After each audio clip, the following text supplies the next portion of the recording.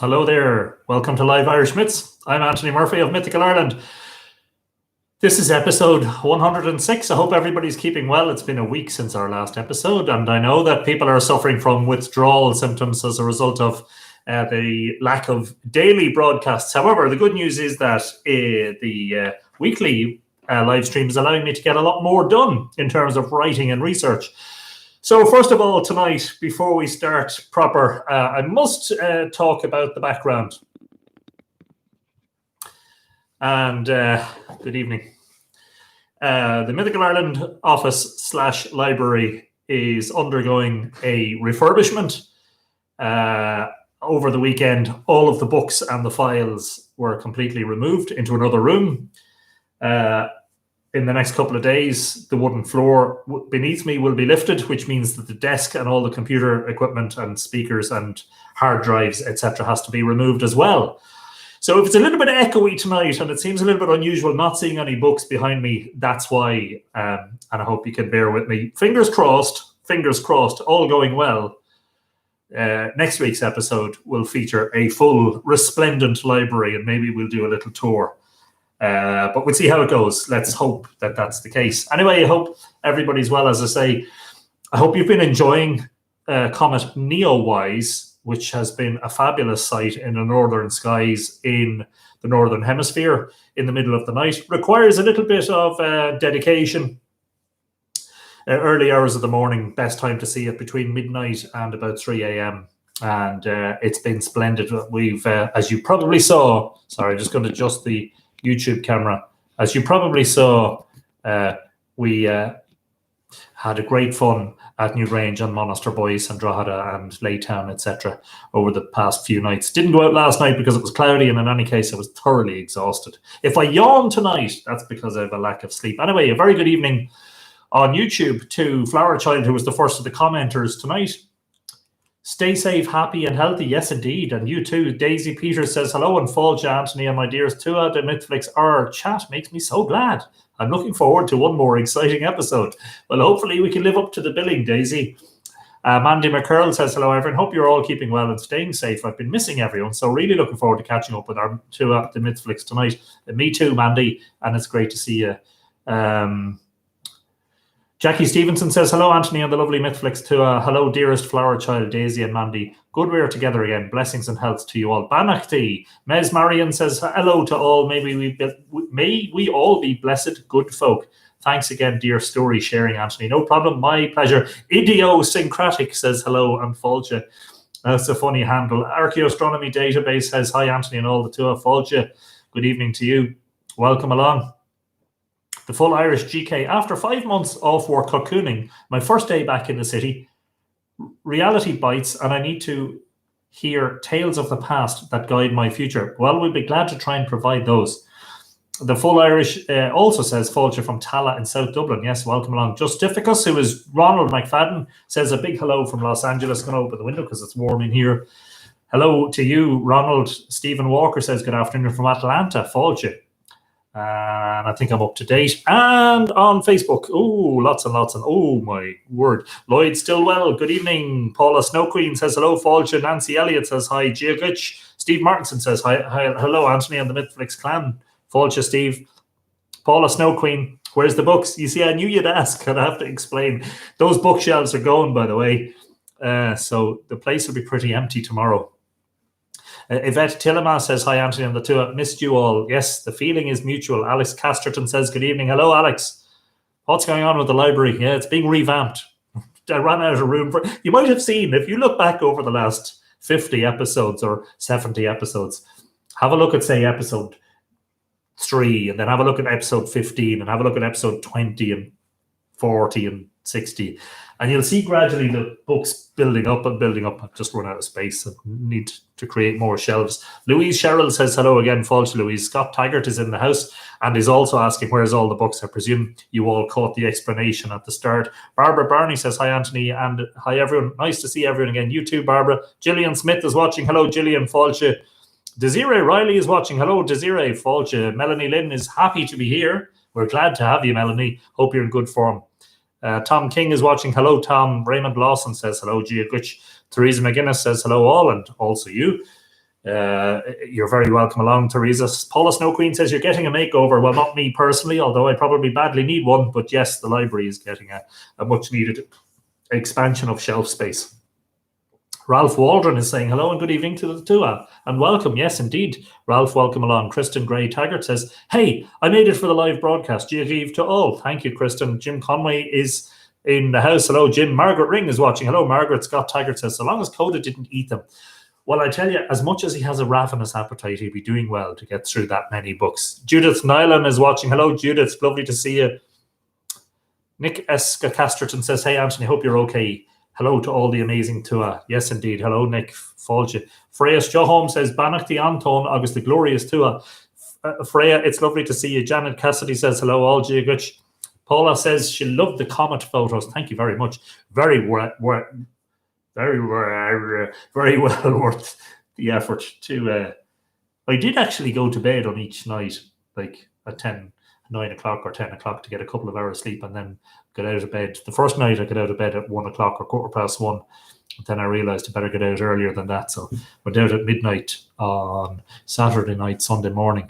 And it was myself, my son Josh, and we went to Monaster Boyce, and it took about 50 minutes for the cloud to clear. But when it did, it was lovely. And then we said, "Will we go to Newgrange?" And we did. And when we got to Newgrange, the fog came down, and it was ethereal. Jacinta Paisley is in the house. Hello, Jacinta. Rowan Grove is watching. Hello, Rowan. Pamela Walter says, Gia Reeve to Anthony and the Tua Fáilte Pamela. Mariana Dunn even says, greetings, dear Tua, from Virginia and in the USA. Hello, Mariana. Joe Butler says, hello, everyone. We are here and glad to see the renovation. We worry about the books. Yes, they're all in the living room, taking up lots of space. Don't ask. But anyway, you know the way they say short-term pain for long-term gains. A few days of chaos, and then hopefully all will be right. Megan Walters says hi, every Jigich. Jane Lidkey says, hello, all. Anthony, new digs or just reorganizing? Yes, just getting new shelving. Yvette, thank you for your comment on the comet photography.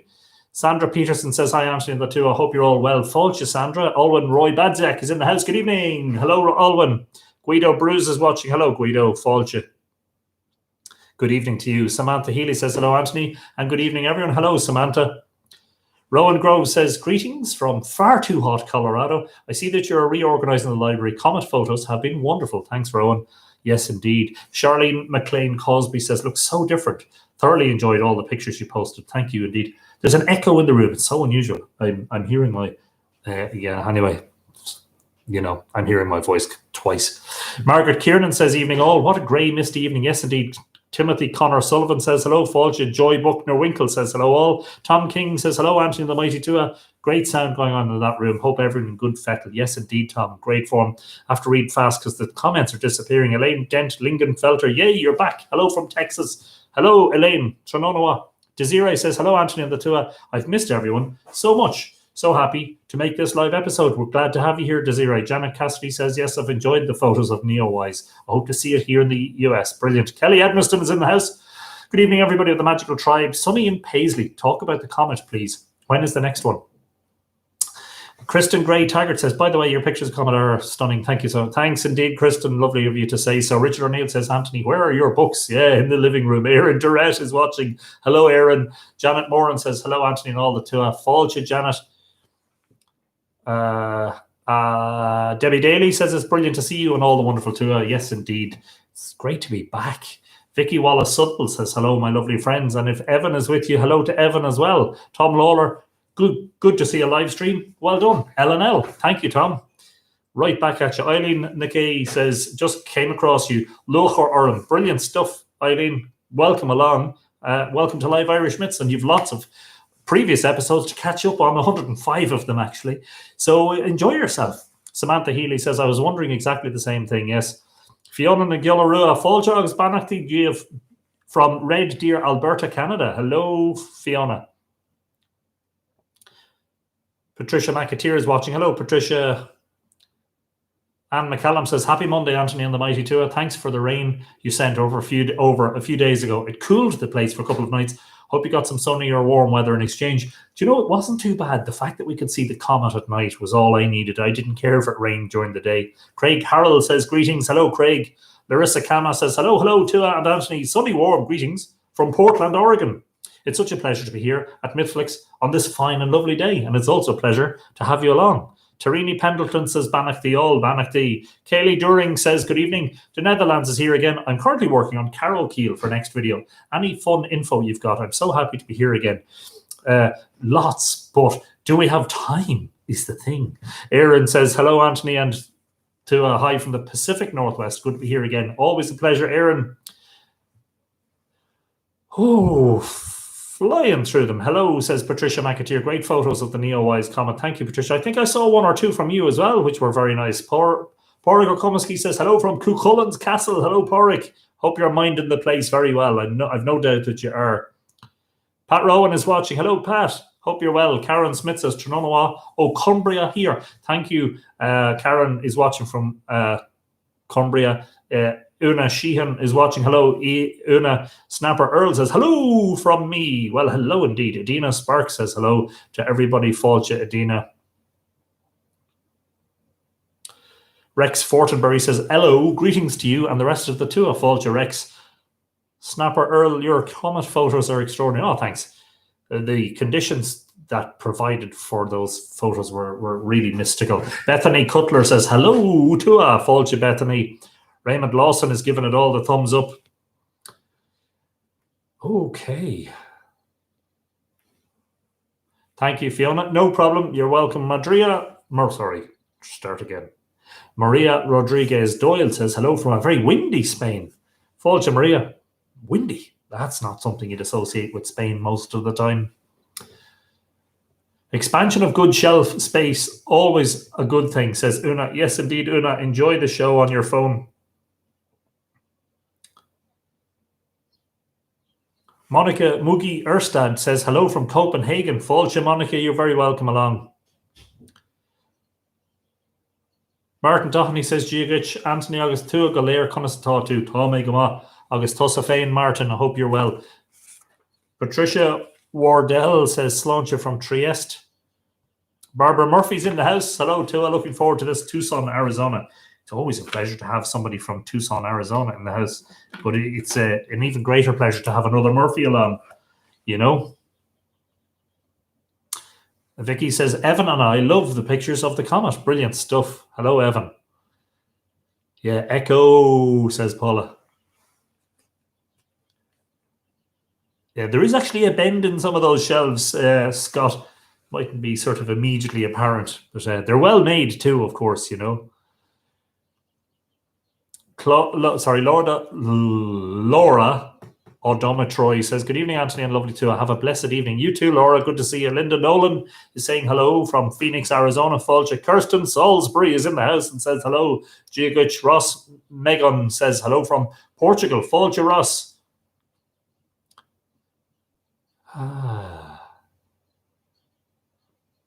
Evan is waving his stuffed whale. Hello, Evan. Neil McDonald says, hello from Armagh. Your pictures were great of the comments in your video from Clogherhead the other week. Yeah, I really enjoyed making that Clogherhead video. Very interesting place. Philomena Breen says, hi from the Wirral. Hello, Philomena. Welcome along.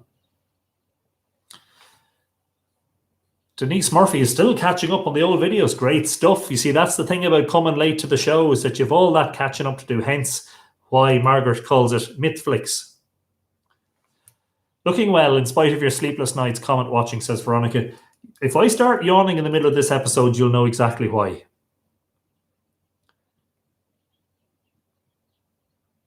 Emer Galvin says, hello. Fáilte, Emer. Maria Wilkinson is watching from Newcastle. Hello, Maria. Grace Walker says, hello. Sorry, I have been away. That's okay. You're back now. It's the main thing. Okay. Grace Walker says, please tell me you're getting more space. Well, trying to fit more shelves into the same room, but yeah, more space for books. Okay.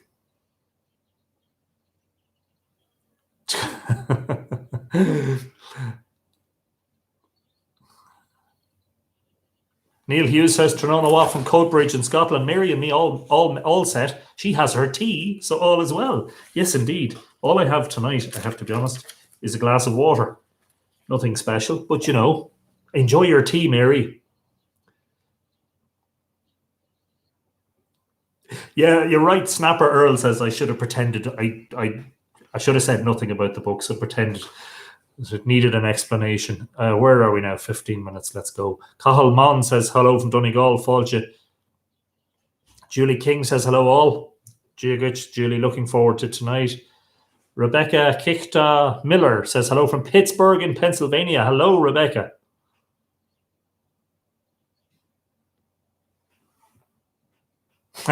Megan Walters says absolutely shocked. Or maybe he's decided to memorize them all and convert to pure oral tradition. Are all your books catalogued as you reconstruct the library? No. I'm just hoping that nobody makes off with any, but it's only my own kids, you know. Sandra Boothroyd says evening from Wales, Fáilte. Are we missing anyone else on YouTube? Erica Bow says good afternoon. Hello, Erica. Josie Weatherford is in Shankill County, Dublin. A little chilly and misty rain, but I have a cup of green tea. Happy to hear your voice. Welcome along. Josie, it's very nice to see you. Seamus Maher says hello also. Office Care 36, who are the Woodsies in Monaster Boys. Where are all the books gone? Everybody wants to know. Denny G is in Washington State. Hello, Denny G. Nice to see you. Mary Haffenreffer is in Key West in Florida. Hello, Mary Fáilte. Very good evening to you. Sorry if I fluffed the pronunciation of your name. Judith Nyland says, hey, friend, delighted to be with you today. Always a pleasure to have you in the house, Judith. Literally and digitally, figuratively. So you're very welcome along. Stephen Walker is saying, good afternoon from Atlanta. Hello, Stephen. Welcome to the house. I think I've caught up on everybody. So what is that? Oh, my goodness me. That's 17 minutes. Anyway, just the usual to say thanks, everybody, for popping in. Please do consider popping across to Patreon to support my work. That's patreon.com/Mythical Ireland. And you get rewards for your patronage. And a very special announcement is coming this week. New patrons will be given access to something very nice. So I'll be making an announcement that in the next few days, hopefully. The office refurb notwithstanding. So I've just pasted that as a link there. So if you want to go and have a look, see if there's anything that takes your fancy. Don't forget also, and I just have to say this, let's get the commercial stuff out of the way. If you like my photographs of the comet, don't forget that all of those photos are available to purchase as prints from the Mythical Ireland website. So if you go to mythicalireland.com and you go into the gallery and shop, you'll see a lot of them in there. I'll paste that link in as well. So own your own copy of that photo that I think is marvelous, the one with Newgrange and the comet over it. Anything else that I have to announce?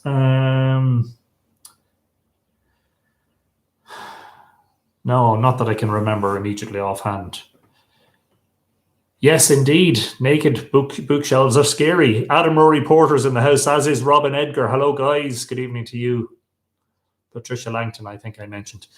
So tonight, so just to explain that as a result of ceasing the daily live streams and going once a week with Live Irish Myths, one of the upsides of that is that I've been able to return to research and reading and writing. That has been very beneficial because what I've been trying to do is put together a series of articles or long read blog posts, as I call them. What you're going to hear tonight was the basis of, it's been expanded since then, but it was the basis of a long read article or blog post that was released to patrons of Mythical Ireland back in June. The second, just immediately after midsummer, actually. And so that's the way I was hoping to do it, was to release this kind of material first to patrons at a certain level, and then after maybe a week, patrons at all levels get it, and then after another couple of weeks, it's put out into the sort of public eye, as it were. And that's the way I would intend to approach the thing. So if you're a patron, you will get access to the juicy stuff first, is what I'm trying to say. Anyway, tonight is all about what I call a hidden gem in the Dindshenchas. Now, we did, as you remember, we did several, I think we did a total of 4, maybe 3 or 4 episodes about the Dindshenchas. And just for those of you who are joining, if you want to have a look back at all the previous episodes, they're all on the Mythical Ireland website in the blog. And I'll just paste that in here as a link. And because there's 100 videos, over 100 videos, it takes a while for them all to load. Yeah, episode 91 was an introduction to the Dindshenchas. 92 was the Hill of Tara in the Dindshenchas. 93 was Tara in the prose Dindshenchas. 94 was the Dindshenchas of Bóinne. 95 was more place name myths from the Dindshenchas. We actually did 5 episodes about the Dindshenchas. Since then, I've come across this hidden gem. And it also relates in a very meaningful way to Dindshenchas, this marvelous late Neolithic structure discovered by myself and Ken Williams at Newgrange Farm just over 2 years ago. Actually, the second anniversary of that discovery was 3 days ago on the 10th of July. I hope you saw the post on the Mythical Ireland Facebook page about that. So I'm going to talk to you about this hidden gem and how it may link up. Now, I want to sort of, there's a little bit of a disclaimer here. This will be addressed in future blog posts and articles. Sorry, I just realized that the YouTube camera is a bit crooked. I apologize for that. Hopefully that's okay. I'm going to address this in various blog posts in the next while, but you've probably seen some discussion if you're on the Mythical Ireland community and on the Mythical Ireland Facebook page. You've probably seen some discussion around the fact that some of our academic scholars are of the opinion that the Dindshenchas was basically a series of myths about eminent places that was actually, that was actually created, that the myths were created at the time they were written down. And that's, I think, beginning in the 11th, 12th century when the Dindshenchas was written down. Now, I thoroughly disagree with that, and there are a lot of reasons for it. I don't intend to go too deeply into that discussion tonight, but we will obviously have to address it in a couple of places. An episode in the future, but first of all, a long read article for patrons will be about church and state, or religion and politics, and how the interplay of both affected what was written, how it was written.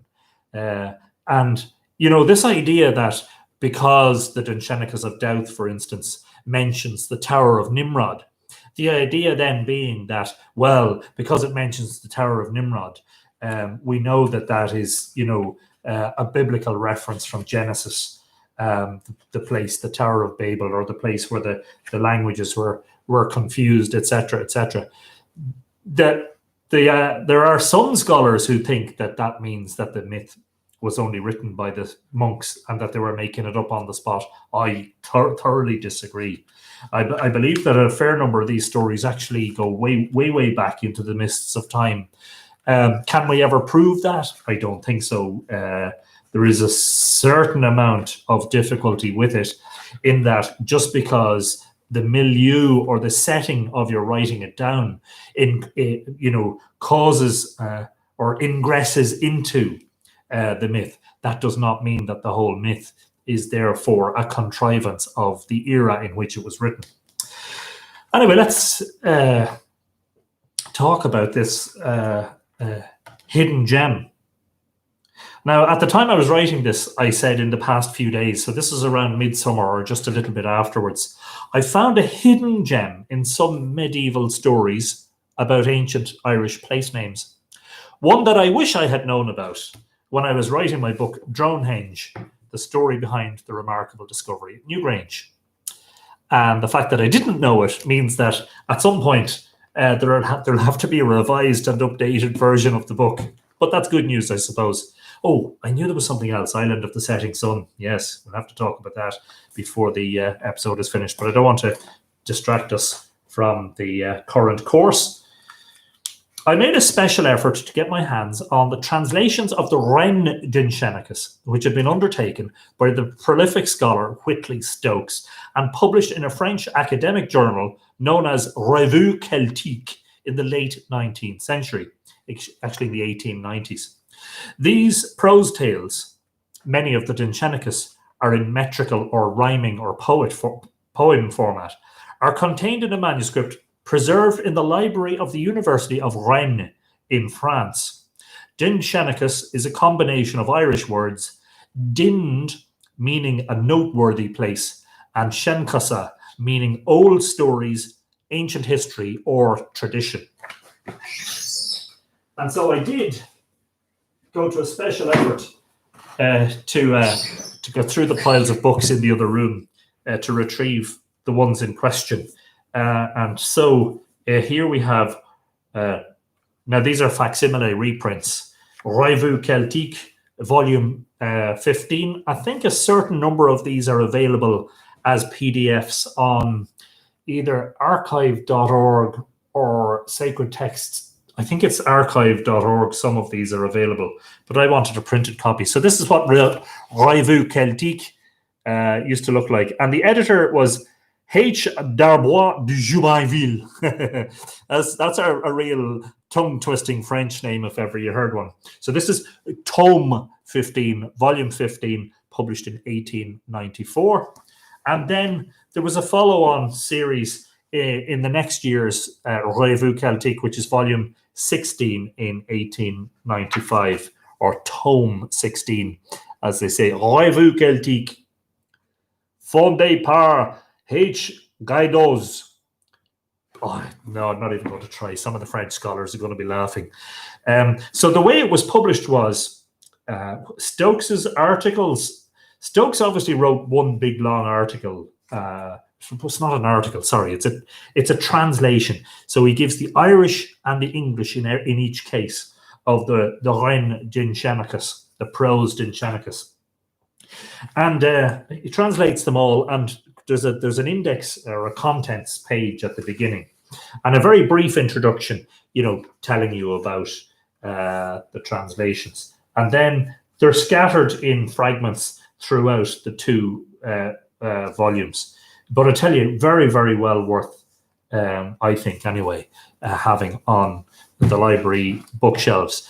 I have this thing, and I do. Terry Lynn is joining us from Colorado. Hello. I don't like reading PDFs from the computer screen. I much prefer to have the physical printed copy. I'm just old-fashioned like that.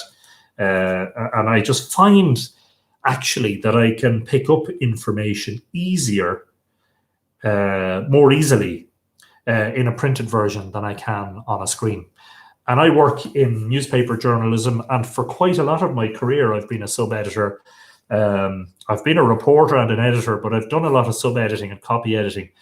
And I know that it's easier when you print something out to find mistakes and errors and, typos, spelling mistakes, grammatical errors on printed matter than it is on the screen. I don't know why that is. The tales in the original Irish, with Stokes's translations and notes, were published in volumes 15 and 16, I'm repeating myself here now, of Revue Celtique, which is now known, by the way, as Études Celtiques, which is Celtic Studies, in 1894 and 1895. I secured facsimile reprints of these two volumes from two sellers on the internet, one based in the United States and one based in France. I suspect that my trawl of Stokes's great work will result in more hidden gems being revealed, but for now, I want to talk about just one. And I don't mean for that to sound egotistical. I don't mean that I'm going to make discoveries. What I mean is that oftentimes there are sort of what appear to be obscure references hidden in old Irish texts, translated myths, etc.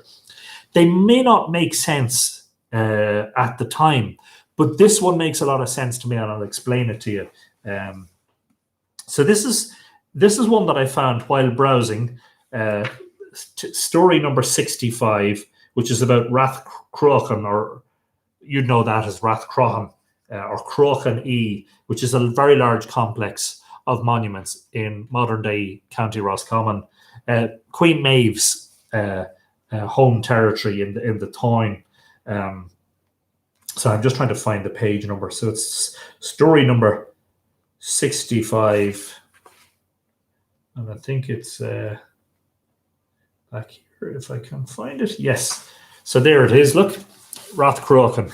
So what you'll see is, and you probably won't see this in much detail on the camera, what you'll see is that in all cases, Stokes gives the Irish first. So the Irish is written out, as it were, as it was in the manuscript. And then the English translation follows below, immediately below. And Annie notes underneath as little footnotes. There aren't actually a lot of notes. There's enough. So there's where the English finishes on the next page, and then this is just a series of notes that Stokes has made. Sometimes you have to explain why a particular word was translated the way it was translated. Also, comparative work, because remember, there are 6 or 7 different manuscripts which contain copies or versions of the Dindshenchas. So, for instance, there's the metrical Dindshenchas, which was translated by Edward Gwynn. There's the Wren Dindshenchas. There's the Bodleian Dindshenchas, which is from a manuscript in the Bodleian Library in Oxford. There is the Edinburgh Dindshenchas, which is a fragment in a manuscript in Edinburgh. And I think 2 or 3 more manuscripts in the Royal Irish Academy, etc., in Dublin. It was while browsing story number 65, Rath Crochan, that I stumbled upon this fascinating reference. Rath Crochan conas roanan niged. Ni ansa crochu no crochan crojerg inelt etain dodeched for eithid la mijor brile a fremand o Oenach Oengusa. Now I'm reading that in Irish, but you see the bit where it says Rath Crochan conas ro animagid, which basically means Rath Crochan, whence the name, like where does the name come from? And always you see this ni ansa, which means not hard, not difficult to say, or as we saw in the tale of the destruction of the Durga's hostel, not difficult, that. So whenever you hear that, that's translated from the Irish ni ansa. Rath Crochan, whence the name. Not hard, or not difficult to say. Crochu, or Crochan Crojerg, was the handmaid of Etain, who eloped with Midger of Brile from Fremen, from Oenach Oengusa. And the reason that you hear me placing a very, very significant emphasis on Oenach Oengusa is because, sorry, I was looking for a highlighter and I just realized I put everything into boxes and there's hardly anything left on the desk. Oenach Oengusa is the one that drew my attention straight away. Because you'll remember from the episode we did about Dindshenchas that we talked about Oenach sites and their significance. Assembly sites, apparently early historic or early medieval assembly sites, described in stories, described in lore, described in the history books. Ronald Hicks, who we've mentioned in lots and lots of episodes, of Ball State University in Muncie, Indiana, says he doesn't see any reason why there isn't a longevity with the Oenach sites. Because the continuation into historic times of the Oenach associated with a particular place, the most eminent of all the Oenach sites is Oenach Talchin, which is the assembly of Talchin, or Telltown as it's known in modern times. And that was also in County Meath near the River Blackwater, a tributary of the Bóinne. They were the games that were said to have been established by the Tuatha Dé Danann deity Lu in honour of his foster mother, Talchu. And don't forget, she's the one who had the forests cleared on the hills of Lough Crew so her tomb could be built up there, which is very interesting. So Hicks's contention was that because you see a long-running association of Oenachs with particular complexes, well, those complexes are necessary in a lot of cases. They're prehistoric. So, for instance, the Feis Chemro, the once every 3 years festival of Tara, which is mentioned in the myths. Tara is a place that, although has monuments from the medieval period, also has a lot of monuments from the prehistoric period, Iron Age and Bronze Age, and even all the way back to the Neolithic. And it was while I was researching, do you know what? I better not say too much. I better just read, because I'll probably end up repeating myself. This mention of Oenach Oengusa immediately caught my attention. In my book about Dindshenchas and the late Neolithic Henges of Bóinne, available to purchase on the Mythical Ireland website at mythicalireland.com, signed copy, many of which in my book about Dindshenchas and the late Neolithic Henges of Bóinne, many of which are overlooked by the Great Passage Mound of Newgrange, I drew particular attention to a mention in Laur na Hira, which is the Book of the Dun Cow, the earliest surviving manuscript containing stories in Irish, of Oenach Oengusa, or Oenach Oengusa, as you would pronounce it with the Lenitian. The Oenachs here, I told you I'd repeat myself, so I better just stick to the script. Yes, excuse the advertising. The Oenachs were ancient assembly sites where major festivities, games, rituals, and political ceremonies were held in historic times. But it is believed they had their origins deep in prehistory. Brady says hello from Arizona. Fáilte Brady, you're very welcome along.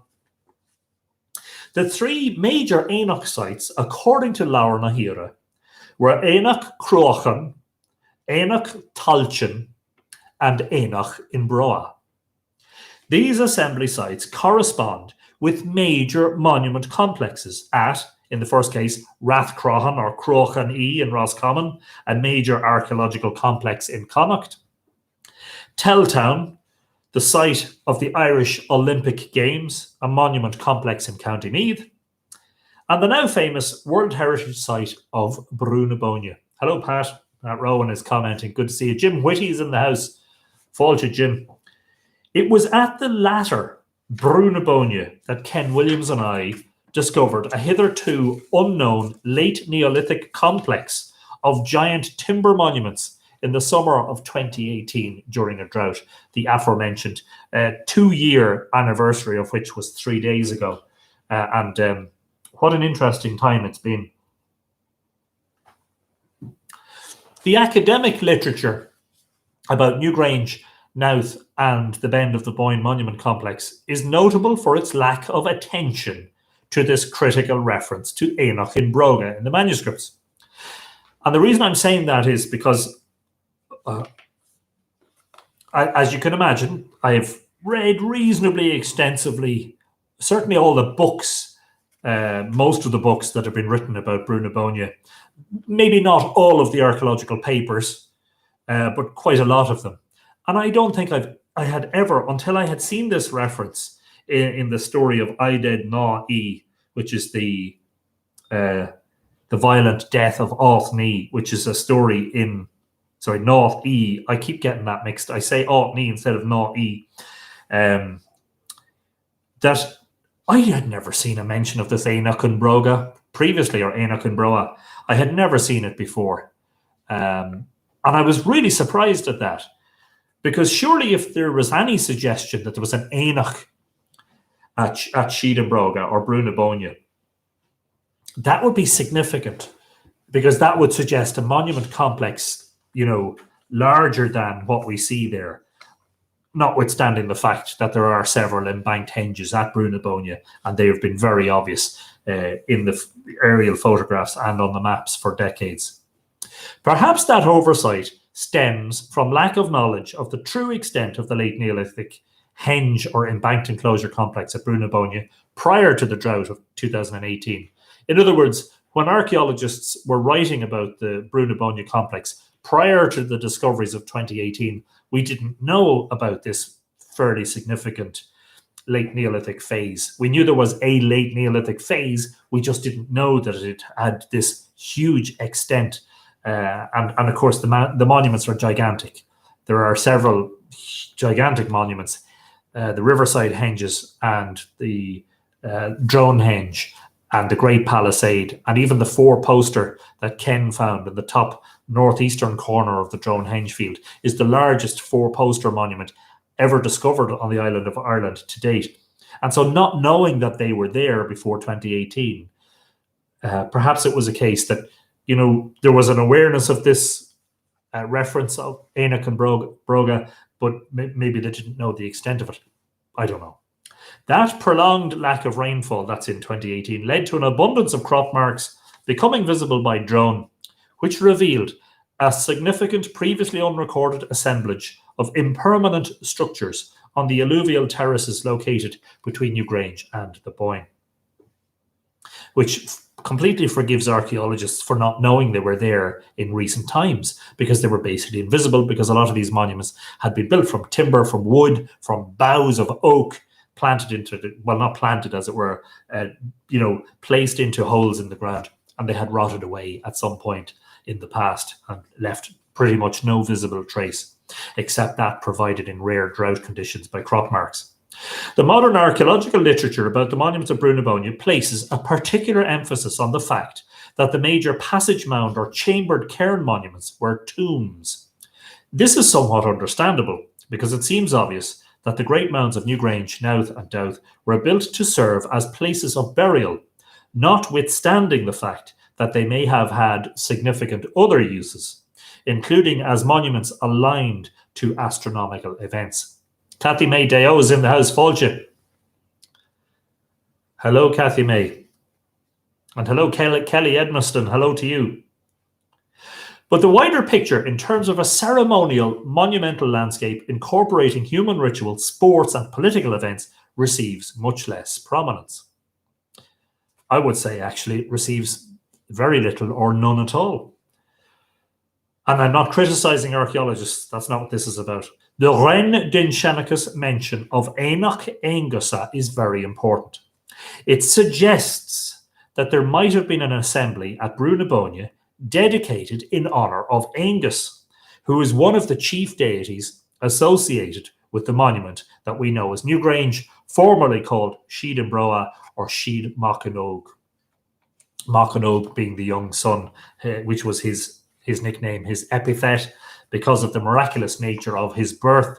His mother said, "Young is the son who was conceived at the beginning of the day and born betwixt that and the evening of the same day." Elkmar was sent away on an errand, Elkmar being her husband, and Dagda cast a spell on him to make time stand still, so that he would feel he was only away for a day when in fact he'd been away for 9 months. Susan Scott is in the house. Fáilte, Susan. A bit late, but I've been on the road driving. That's perfectly okay, Susan. You're welcome. Nora Gaffney O'Connor is also along and says, "Hello, Tua. Lovely to see you all." Indeed, it's a pleasure to have you along, Nora. Several stories recorded in medieval manuscripts detail how Henges came into possession of the great monument of Newgrange, and I hope we have discussed that in previous episodes. I'm pretty sure we have, but we'll here provide a very brief summary. In Tuchmark Etain, the wooing of Etain, or the pursuit of Etain, he is urged by his father, the Dagda, the chief Tua de Danann deity, to threaten Elkmar, the owner of Newgrange, and to ask him for possession of the Brú as its king for a night and a day. When Elkmar asks for the return of the monument next day, Henges is instructed to say to him that, quote, "It is in days and nights that the world passes," unquote, and he is to keep possession of the great monument. Helen Guinan is in the house. Genuflect, please. Your Majesty, at your pleasure. A similar story is told in the Gowal in Shida, the taking of the Otherworld Mound, except this time Dagda is the owner of Siad Broga, and Henges asks his father if he can stay there for a night and a day, using similar verbal ambiguity to claim it forever when Dagda asks for it back. And you may remember we've mentioned in previous episodes how, Dagda apparently just gave up to this, acquiesced and said, "Yeah, fine, okay, take it." I know what I'd say to him, get out, but the young son, the vibrant young son of the new year, taking over from the retiring old and perhaps fading son of the previous year, which is perhaps what happens in the minds of the builders at the moment of solstice, when one year's sun is yielding to the next year's sun. A lot of people are bowing for Helen, only right. Thank you. Her royal subjects, her royal highness will be delighted at the acquiescence of her many subjects. Yet another story, Altram Chia Gavether, and I think we didn't we? At least one episode. I think we did two, didn't we? Altram. Yes, we did. Episodes 83 and 84 about Altram Chia. Has Elkmar as the owner of Newgrange, but in this version, the deity Manannán is the one who encourages Henges to replace Elkmar as the owner of the brew. Aaron Solomon says, "Good day, Anthony. Are you well?" Yes, I'm in fine form. Aaron, thank you for asking. Hope you are well too. Scott Taggart says, "Some places, I don't think you could hit a golf divot without making an archaeologist cry." Yes, well, Ireland is full of archaeology. You know, almost every square metre, you know. Every parish, every townland has significant remains. You know, a scattering from different eras and ages. It should be clear from the manuscripts that Henges became the head honcho at Bóinne at some point, having ousted one of two significant deities associated with the place, either Elkmar or Henges' own father, Dagda. In the prose Dindshenchas, we now glimpse the possibility that significant ceremonial or celebratory events may have been held at Bóinne at some time in the ancient past. The story titled Ided Ma-E, The Violent Death of Ma-E. Sorry, I'm proofreading my own copy here. That should be in italics. Can't get the writers these days. The quality has just suffered enormously. You just can't get the professional staff these days. In Laura Nahira refers to Oenach Oengusa or Oenach Oengusa, i.e., the assembly or gathering at the brew. But the Dindshenchas story of Rath Crochan refers to Oenach Oengusa, suggesting that at some point a similar ceremonial assembly might have been held that was more distinctly associated with Henges. Crochu or Crochan Crojarg was the, quote, handmaid of Etain who eloped with Midger of Bríle from Freman from Oenach Oengusa, unquote. This refers to a very well-known story, Tuchmark Etain, and we've done episodes on Tuchmark Etain. I think we had 3 episodes, didn't we? Found in Laura Nahira and the Yellow Book of Lecan. In Tuchmark Etain, Henges was fostered by Midger at Bríle after his miraculous conception at Newgrange through the illicit union of Dagda with Bóinne. So I'm just taking another note here in the margin.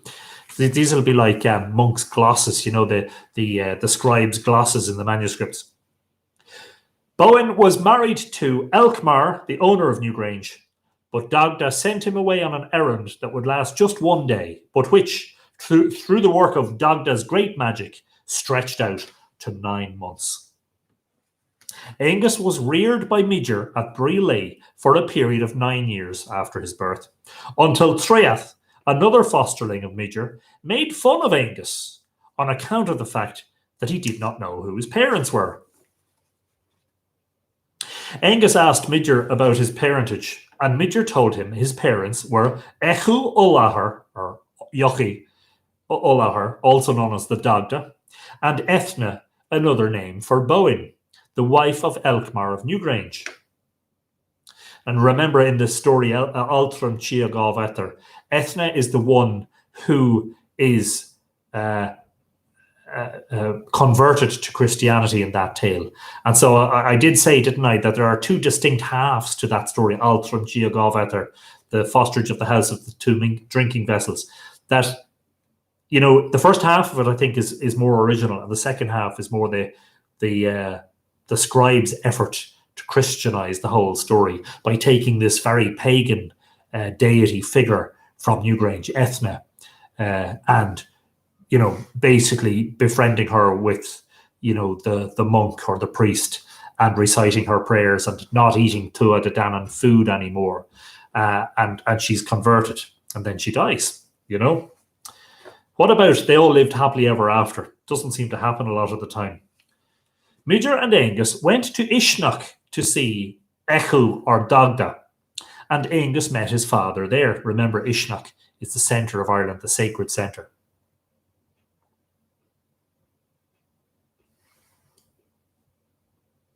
Midger told Echu Dagda that, quote, "It is not right that your son be without land when you are king of Eru," unquote. Dagda told his son that the land he had chosen for him was still occupied by Elkmar. He advised Aengus to go to the brew at Samhain. He would find Elkmar at Cnook Sheed in the brew, Newgrange, holding a fork of white hazel, and we did an episode about this, didn't we? Wearing probably several, wearing a cloak with a gold brooch in it, watching the, quote, 350s of youths at play on the playing field, unquote.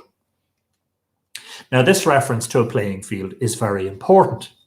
It may be an allusion to the henge or henges on the floodplain of the Bóinne, visible from Newgrange, where sports might have been played.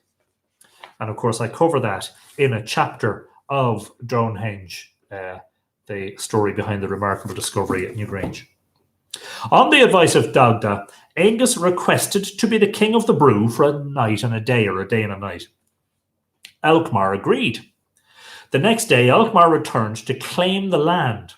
So, Sheed in Broga or Brú na Bóinne seems to refer not just specifically to the monument of Newgrange, but to the land around it as well. The next day, Elkmar returned to claim the land, but Aengus told him that the matter must be arbitrated by Dagda.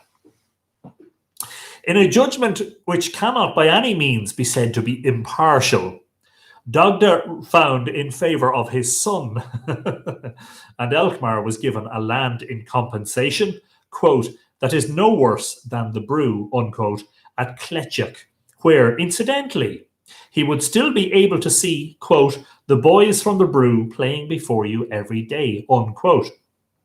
The likely location, and we've discussed this again in previous episodes, of the She or Mound of Cletchuk was at Rossnaree, which offers views overlooking the Great Henges on the floodplain at Newgrange. And actually, you can also see across the river to Knowth and Newgrange monuments as well. A year later, Midger returned to the brew to visit Aengus. It was Samhain, again, always a very important time of year in the tales.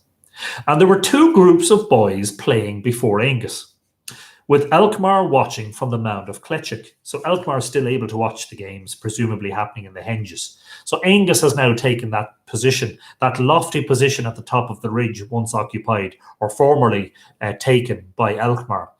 Possibly on the top of the monument of Newgrange. The top of the monument of Newgrange is quite flat. It's like a viewing platform, almost as if you would go up there to watch all of the things going on in the monument complex, stretched out before you and across the floodplains. A row broke out among the boys, and Midger went to intervene. A sprig of holly was thrown at Midger, knocking out one of his eyes.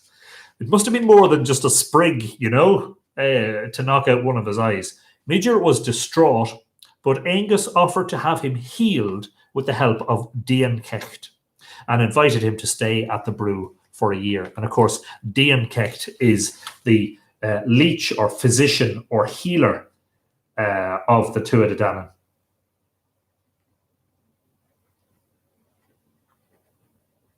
Sorry, another margin gloss, another margin note being made. Midger said he would not stay unless he had some sort of reward. The reward he asked for was, quote, a chariot worth 7 cummels. I think a cummel is a unit of cattle, something like 3 cows, isn't it? And clothing appropriate to my rank, and the fairest woman in Eru. The woman was identified by Midger as Etain Echria from Ulster. Aengus went to Etain's father, Ailill, the king of Ulster, to ask for her. Eventually, I'm summarizing, I'm providing a synopsis of the story here. Longer versions are available in the books, but I think for the purpose of keeping this relatively succinct. I need to summarize it. Eventually she was given, but only after Ailill suffered upon Henges the completion of great tasks, including the clearing of forests to make fields for pasture for Ailill's cattle, and the diversion of several rivers to help drain the land. Eventually, Henges brought Etain back to Bóinne, where Midger met them.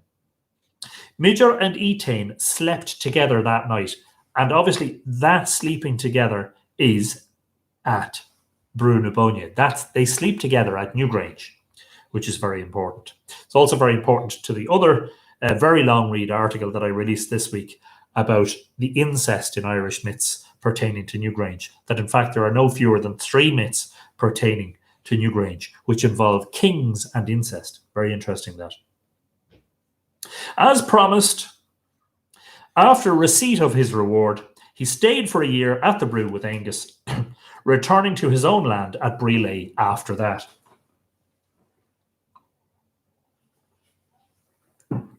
And this is what the Dindshenchas refers to when it says that Etain eloped with Midger from Oenach Oengusa.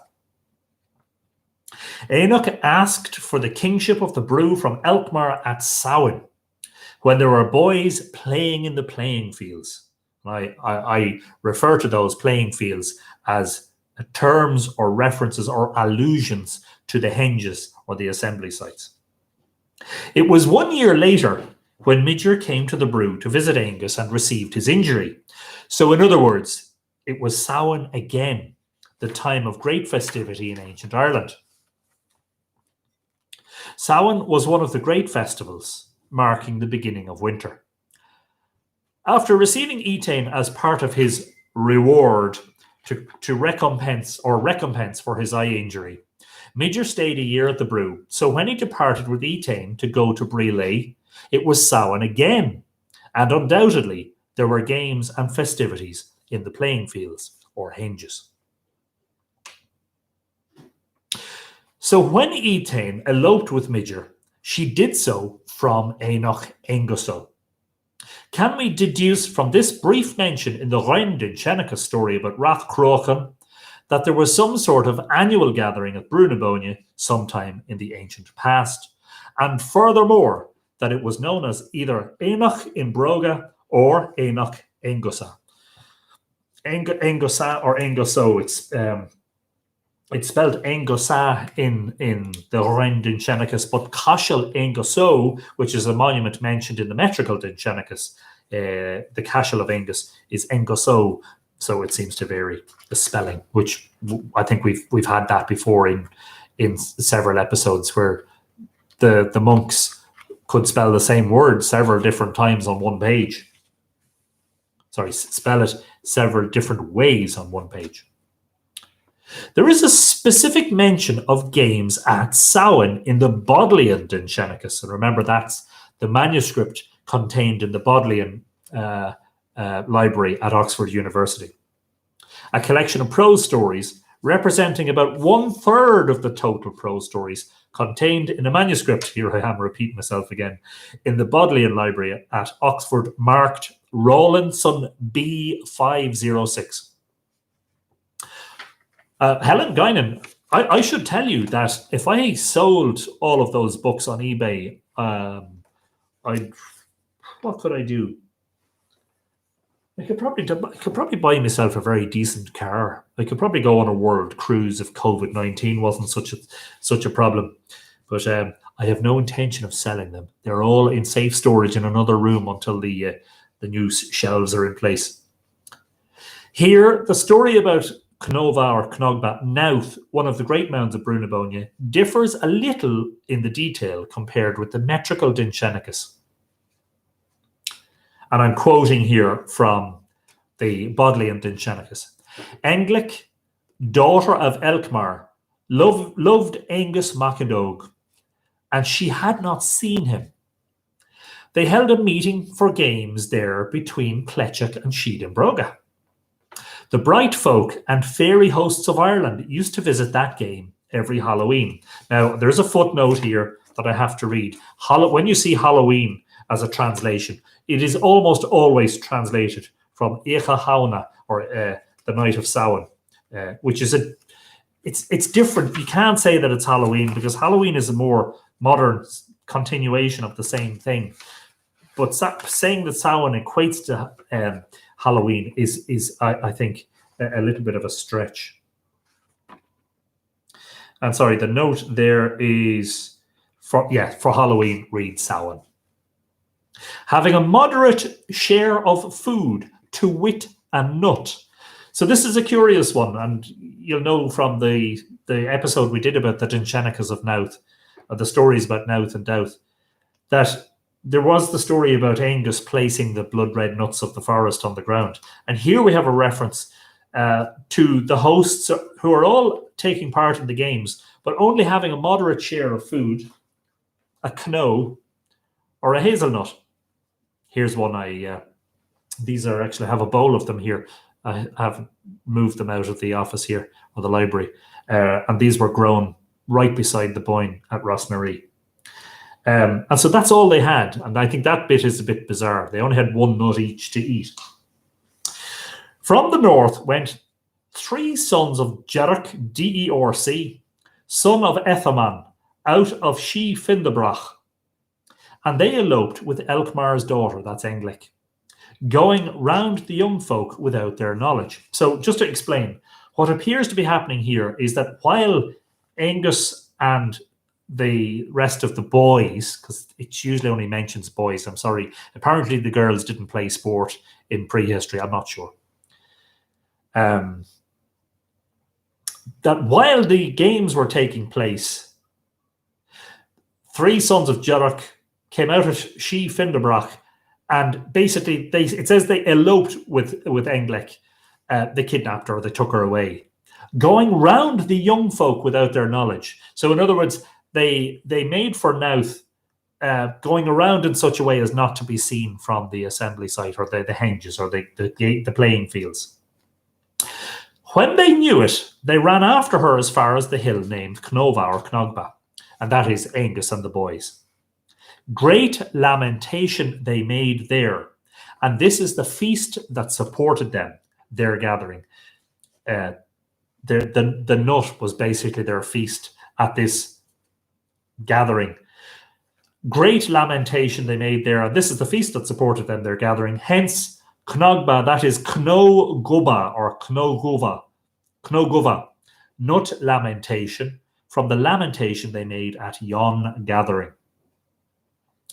Hence is Knogba of the troops, so that every host deems it famous, from the lamentation after reaping nuts following Elkmar's daughter. So Elkmar's daughter had been taken away by the 3 sons of Jerk. They are not mentioned in the metrical Dindshenchas version of the story.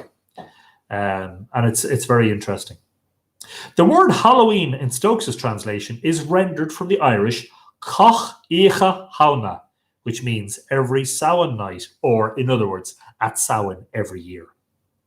Here again, the location of the games is placed between Cletchuk and Sheedinbroa or Newgrange. And although the site of Dronehenge and its immediate neighbours is not exactly positioned between the two, there seems to be a concern in the literature with the visibility of the playing fields from both Newgrange and the mound at Cletchuk. And what I'm saying is that the site of Dronehenge and Site P and Site LP2, which are the 3 henges there along the river, they're easily seen from Newgrange if you're standing at Newgrange. They're also seen from the west, from the mound or the site of the mound of Cletchuk at Rossnaree. You're looking from the west towards the east across at the Henges site. So this whole concern about the visibility of the games is interesting. They can be seen from Newgrange always, but they can also be seen from Cletchuk. And in fact, when Elkmar is hoofed out of Sheedinbroga by Henges is watching the boys at play from Newgrange, and Elkmar simultaneously is watching them from Rossnaree or Cletchuk. In any case, in prehistoric times, if one was to travel from Newgrange to Cletchuk, a distance of exactly 1 mile or 1.6 kilometers as the crow flies. One would have to cross the river, and it is likely that the ford or crossing point of the Bóinne was the one identified on the 18th and 19th century Ordnance Survey maps at Rossnaree, not far from the likely location of Cletchik. So in other words, if you were going from Rossnaree to Cletchik, the first thing you need to do is actually make your way down towards the river, because you're going to cross the river because Cletchik is on the southern bank of the river. Actually, it's at a stretch in the river where the river has turned north. So it's on, I suppose you could say, the western bank versus the eastern bank. And so to venture from Newgrange to Cletchik, you wouldn't make a beeline, because you actually have to make a beeline for the ford. And that would kind of take you past the henge sites, which I think is very interesting. Now I have to mention another Oenach Oengusa. While reading through Gwyn's translation of the metrical Dindshenchas, I found reference to a second, or apparently different, Oenach Oengusa, which is very interesting. This reference is contained in the poem about Loch Ree, one of the major lakes on the River Shannon in the Irish Midlands, and how it was formed. Fascinatingly, the story of Loch Ree is also given in the prose Dindshenchas in the Bóinne manuscript, and a comparison of the texts reveals some interesting details. The two sons of Marij, Ree and Yochi, went southward. Just to let you know that Ailil and Yochi are two very common names in Irish mythology. Yochi is quite often given to the name of a king or a chief. Ailil, a little bit less so. Ree and Yochi went southward from Tara into Lochar, and then parted at Bellach Dá Liach, the pass of the two flagstones. Henges came to them with a haltered horse in his hand and told them, sorry, I missed a sentence. Yochi went over the plain of Brega to the brew of Macindog. So it says that they went southwards together, but then that they split up at the pass of the two flagstones. Yochi went to the plain of Brega to the brew of Macindog, which is Newgrange. Henges came to them in quotes, even though it says only Yochi came. I don't know what this means. Henges came to them with a haltered horse in his hand and told them they could not stay on his meadow. When they refused to move, Henges inflicted 3 plagues on them. So there you go. Definitely don't overstay your welcome at the Shee, folks. Ree went westwards and, quote, set up on my find, that is the plain, the bright plain, and that was the playground of Henges and Midger. In Irish, Tír Chluichí Oengusa agus Midger, which I don't know if I mentioned. Yes, I do mention what that means later. Midger came to them in like manner, with a haltered horse in his hand, and ordered them to decamp, or he would kill them forthwith. Edmund Hogan, in his Onomasticon Gaelicum, which I think was the subject of episode 50.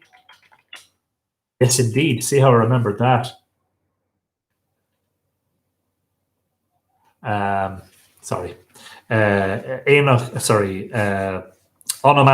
Gaelicum is the sort of index of place names and proper names that was compiled a century ago by Edmund Hogan, and is a very important document. Edmund Hogan places Myfind, the Bright Plain, at the Breda in the parish of Tachmaconnell in County Roscommon, which lies approximately 9 or so miles, or around 15 kilometres southwest of Loch Ree. The metrical Dindshenchas version of the Loch Ree story gives alternative names for Myfind. The plain was called in turn Tír Éine Midger and Myfind with triumphs of rich winnings. It is now a land guarded by saints since the destruction of Oenach Oengusa. So there were several names for this Myfind, the Bright Plain. The metrical Dindshenchas says that it was first called Tír Éine Midger, which literally translates as the land of the Oenach or assembly of Midger. It was then called Myfind, but that it is now a land guarded by saints since the destruction of Oenach Oengusa. Unfortunately, this last portion of the verse does not definitively tell us if Myfind and Oenach Oengusa are the same place.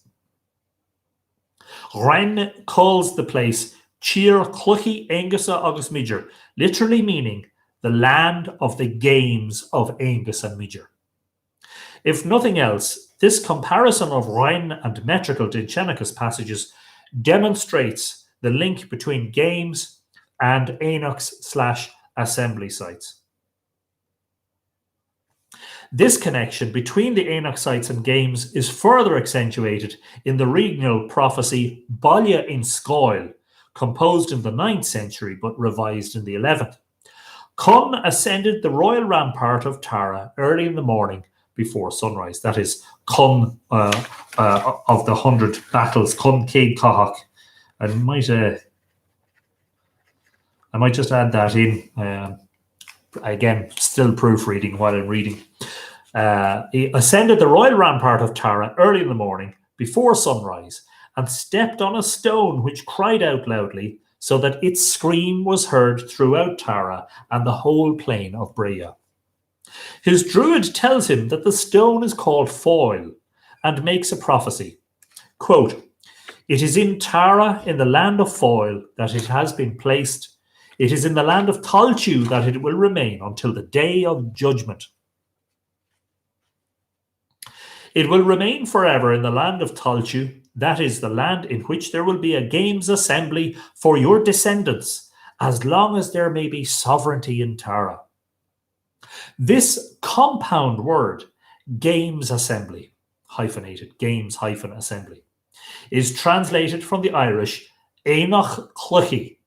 This is confirmation, perhaps, that the Oenach sites were principally games sites, whatever else may have occurred at these great assemblies. And of course, Cluiche, if you wanted to play football, on Wiltu Dul Amach, are you coming out to play Cluiche Pella, game of football?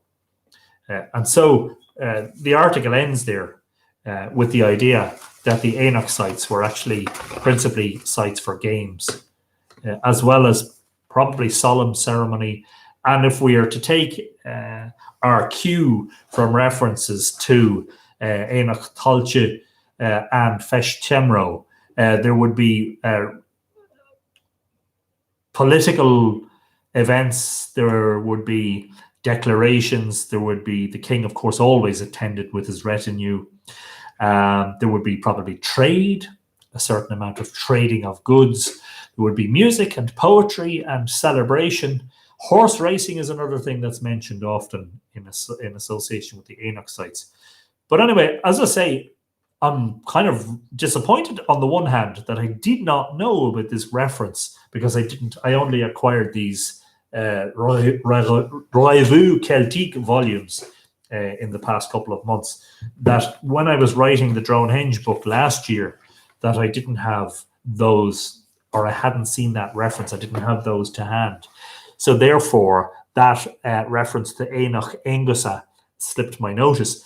I'm glad that the one Oenach in Broga or Oenach in Broa did not slip my notice, because to me, here are two very important references to an Oenach site.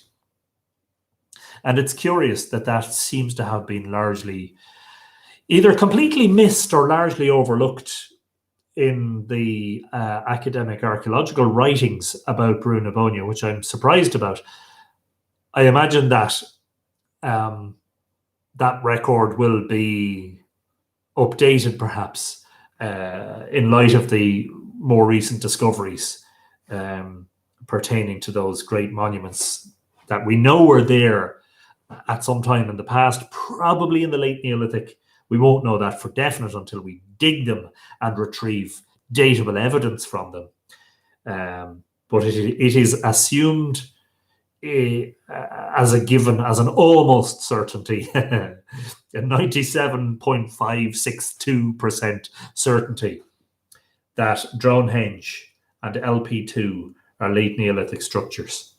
In fact, Steve Davis of UCD, in the early days after the discovery, and it's something we've discussed a little bit, well, quite a lot actually, back and forth over the intervening period, is the idea that he suggested originally that Dronehenge, in fact, was a prototype for Site P, because Site P and Dronehenge have the same dimensions and the same design. They both have the annex on the eastern side, and they both have an entrance on the western side.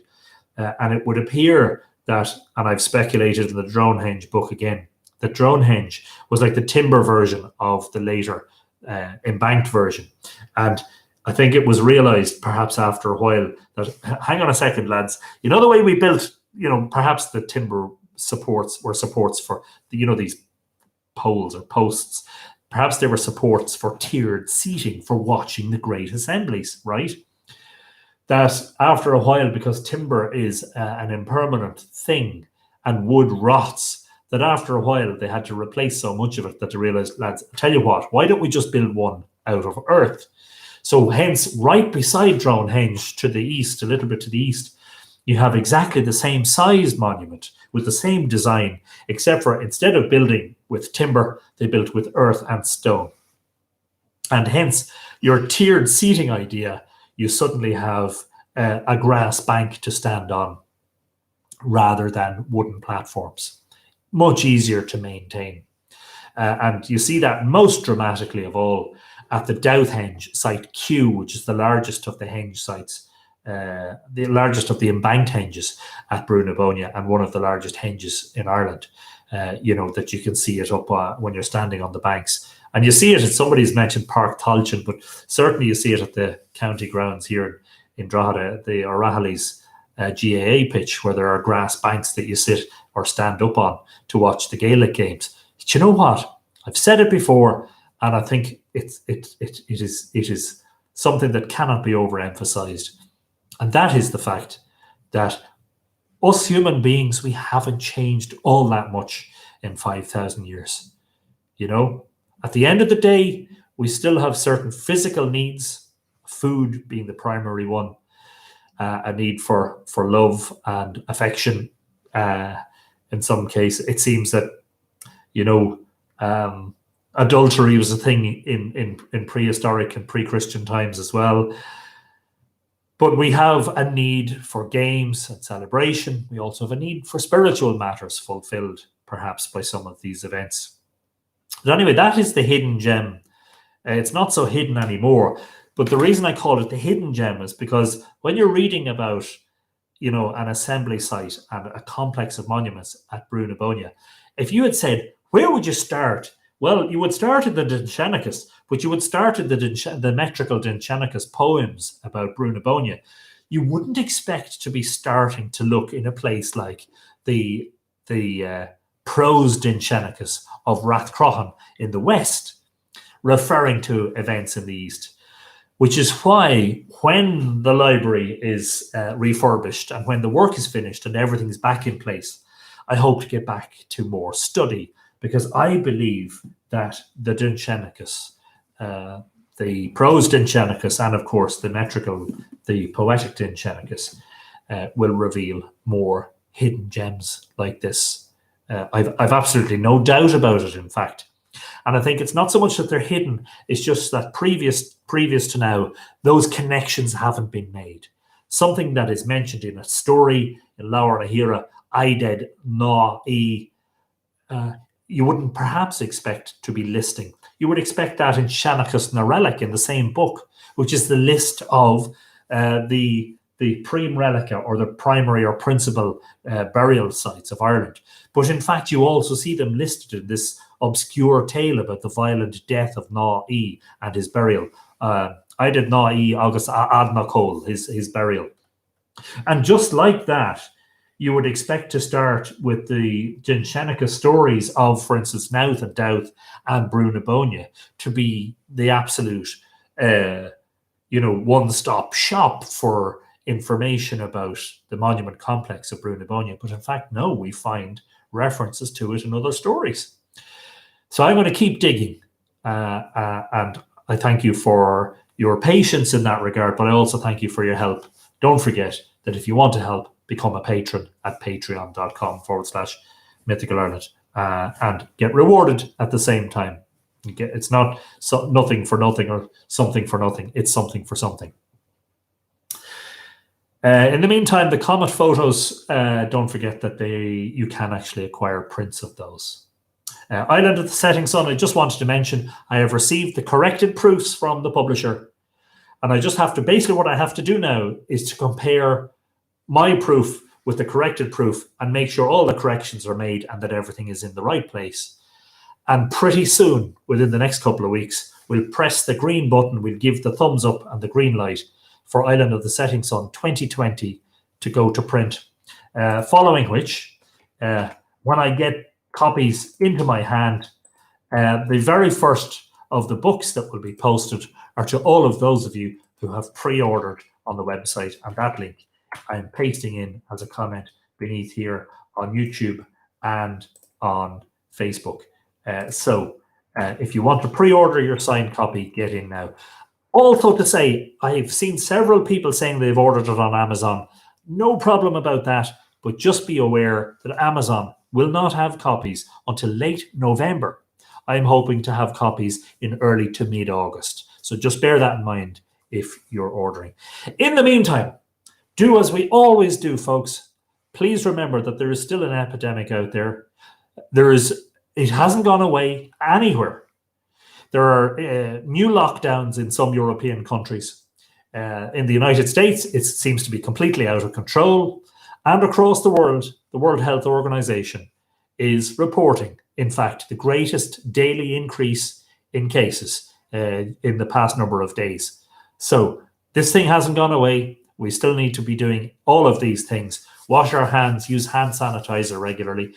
Please maintain your physical or social distancing from people.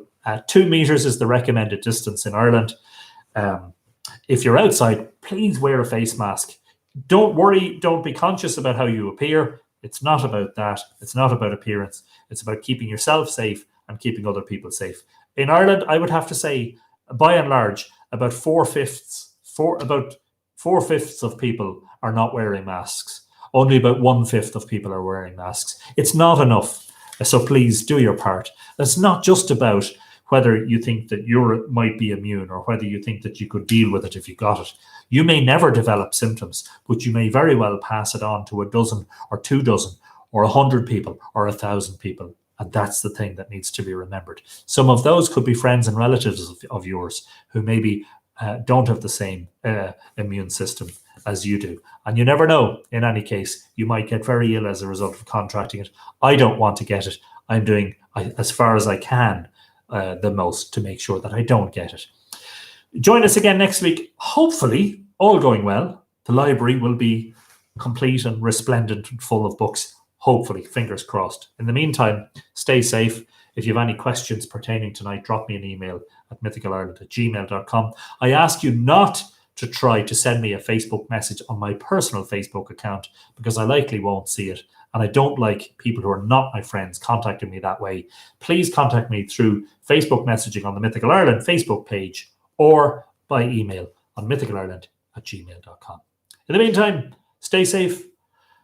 It's another week before we get together again, but I have to take a necessary break from things here for a few days while I get things in order. I think you can understand.